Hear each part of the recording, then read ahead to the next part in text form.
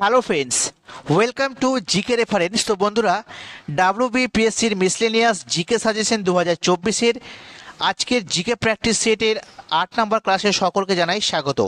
তো আজকেও আমরা 8 নম্বর প্র্যাকটিস সেটটা দেখে নেব এবং এক্সাম ওরিয়েন্টেড সেই সমস্ত কোশ্চেনগুলো এখানে নেওয়া হয়েছে যা তোমাদের পরীক্ষার জন্য কিন্তু ভীষণভাবে গুরুত্বপূর্ণ। তো অবশ্যই তোমরা প্রথম থেকে শেষ পর্যন্ত দেখো, আর তোমরা যদি এর আগের যে ভিডিওগুলো হয়েছে দেখে না থাকো তো অবশ্যই দেখবে, প্লেলিস্ট করা রয়েছে। তো চলো বেশি কথা বলবো না, ডাইরেক্ট কোশ্চেনে চলে আসি। দেখো প্রথম কোশ্চেন, লুভর মিউজিয়াম কোথায় অবস্থিত? লুভর মিউজিয়াম অবস্থিত ফ্রান্সে, ঠিক আছে। আর এখানে রয়েছে লিওনার্দো দা ভিঞ্চির আঁকা বিখ্যাত চিত্র যার নাম হচ্ছে মোনালিসা। তো মোনালিসা নামক চিত্রটি কার আঁকা? Leonardo da Vinci. আর এই চিত্রটি কোথায় রাখা আছে? ফ্রান্সের লুভর মিউজিয়ামে। পরবর্তী দেখো, টুইঙ্কেল টুইঙ্কেল লিটিল স্টার, তোমরা সকলে এই গানটা শুনেছো।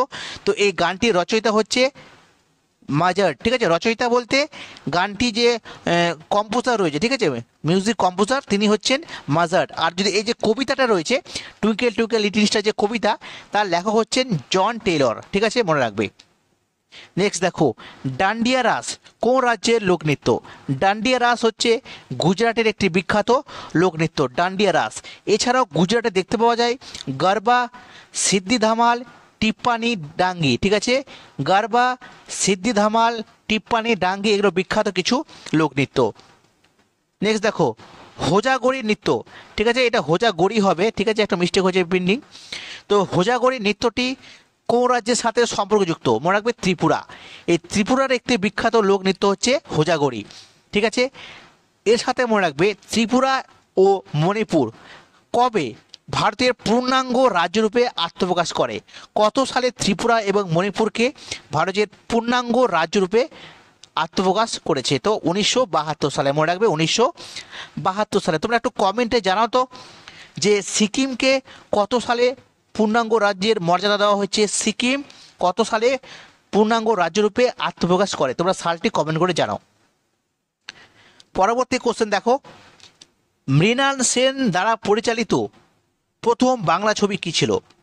মৃণাল সেন দ্বারা পরিচালিত প্রথম বাংলা ছবি ছিল রাজভোজ, যেটা 1955 সালে প্রথম পাবলিশ হয়, ঠিক আছে, রাজভোজ।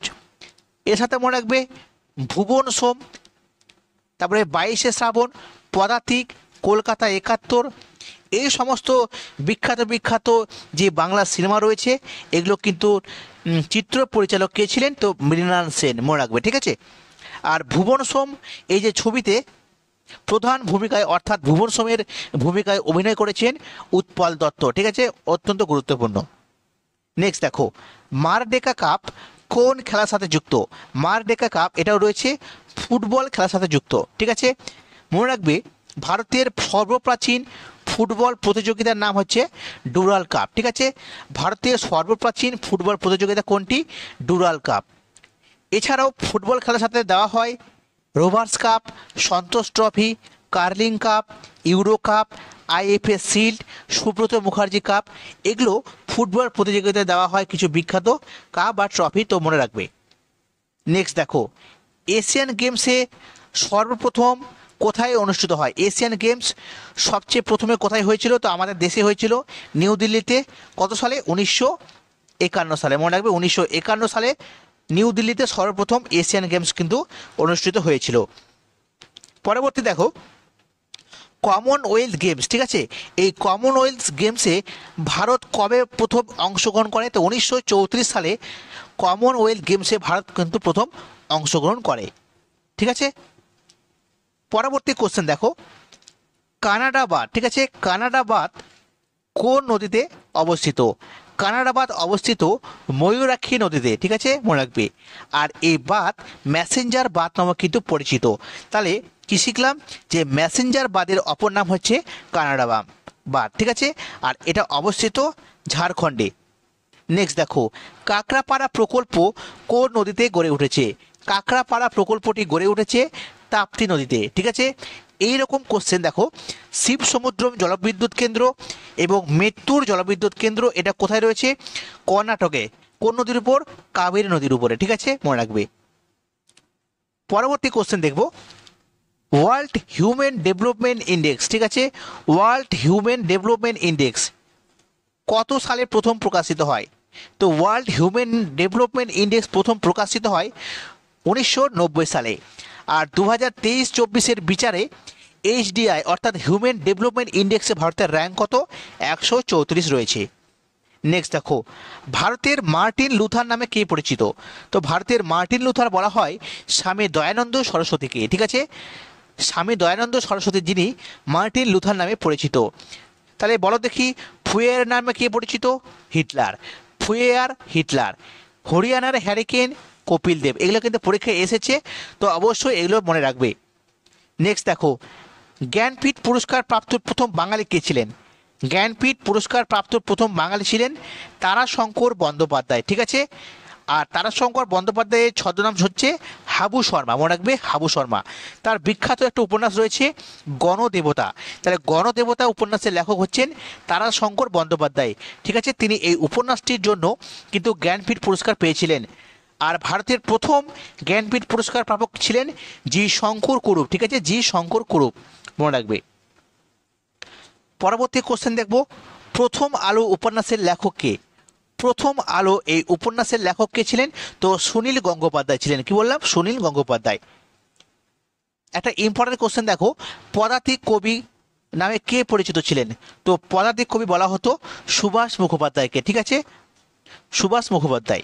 নেক্সট দেখো, ভারতের সংবিধান প্রথমবারের জন্য কত সালে সংশোধিত হয়েছিল? 1951 সালে প্রথমবারের জন্য ভারতের সংবিধান সংশোধন করা হয়েছিল। আর এই প্রসঙ্গে বলে রাখি যে এই সংশোধনে যে নতুন অনুচ্ছেদ একটা যুক্ত করা হয়েছিল সংবিধানে, সেটা হচ্ছে 9ম অনুচ্ছেদ। এটি কিন্তু যুক্ত করা হয়েছিল এই সংশোধনের দ্বারা, ঠিক আছে। নেক্সট দেখো, লাইকেন কোন দুটি জীবের সহাবস্থান? অর্থাৎ কোন কোন দুটি জীবের সংমিশ্রণ হচ্ছে লাইকেন? তো মনে রাখবে শৈবাল এবং ছত্রাকের সংমিশ্রণ হচ্ছে লাইকেন।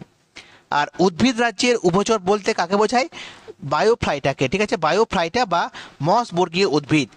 বায়োফ্লাইটা বা মস বর্গীয় যে উদ্ভিদ রয়েছে তাদের বলা হয় উদ্ভিদ রাজ্যের উভচর, ঠিক আছে। নেক্সট দেখো, তাঞ্জোরের রাজরাজেশ্বরর মন্দির কোন রাজবংশ দ্বারা নির্মিত?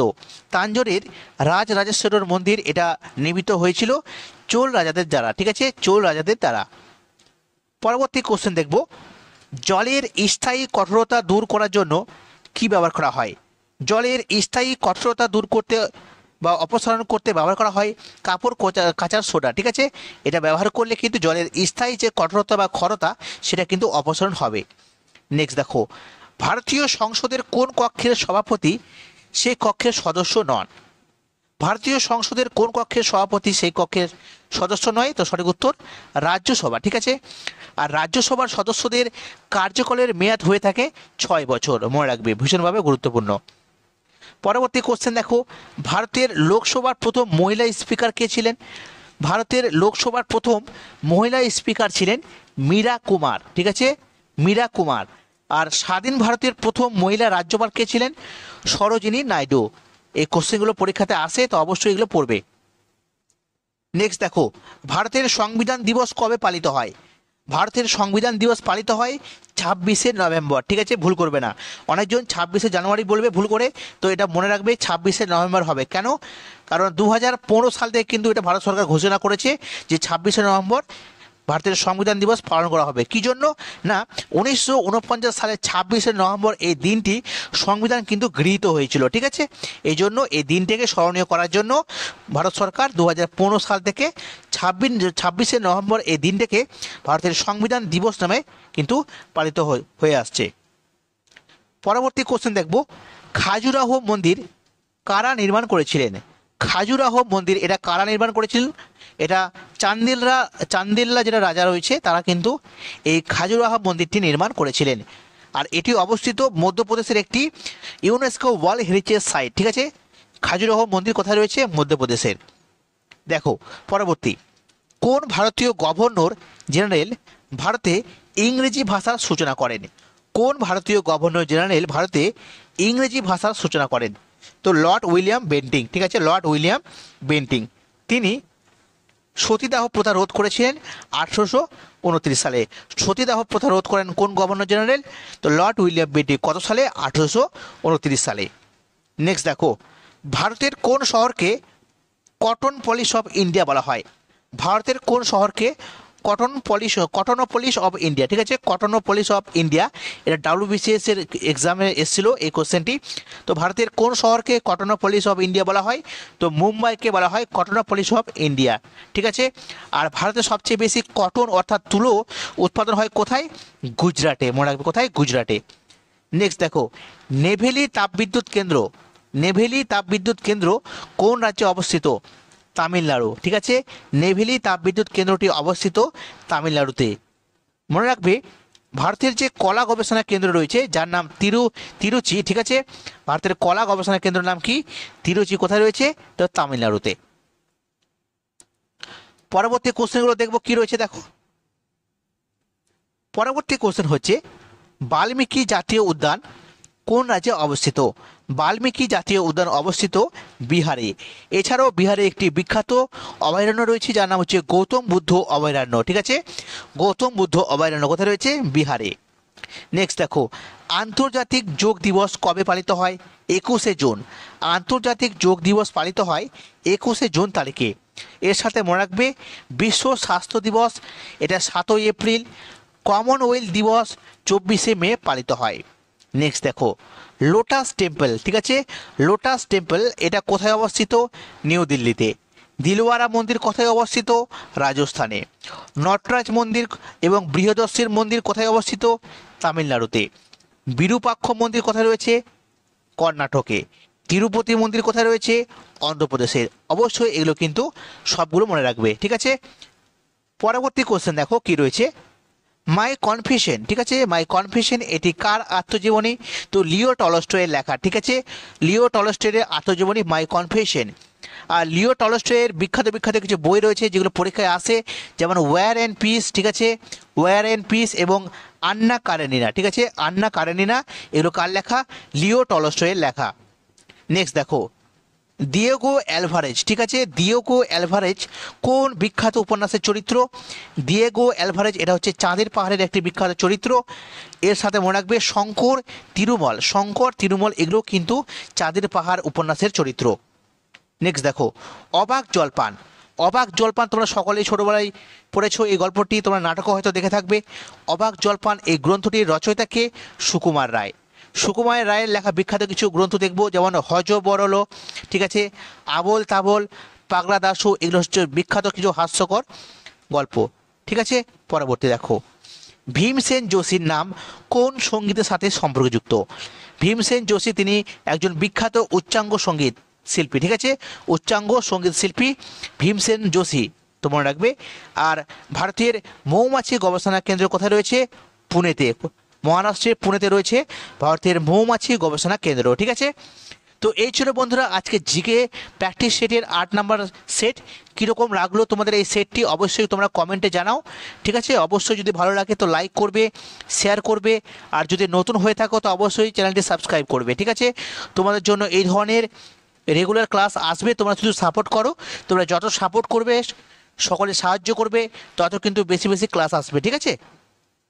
তো আজকে এখানে শেষ করলাম, সকলকে অসংখ্য ধন্যবাদ।